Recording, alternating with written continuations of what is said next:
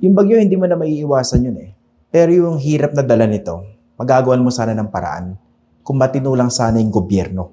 Kung hindi lang binubulsa yung pondo. Nung kasagsagan ng baha, hindi mo alam kung paano ka makakapasok sa trabaho. O kung makarating ka man doon sa opisina o sa pabrika mo, hindi mo alam kung paano ka makakauwi. Bakit? Ang taas kasi ng baha. Tapos yung pamasahe mo, sakto lang. O bakit ganon?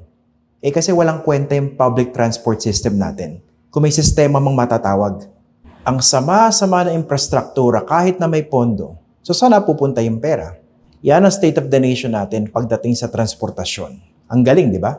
Eh ang tanong, bakit grabe pa rin yung pagbaha? Nasaan itong mga projects na to?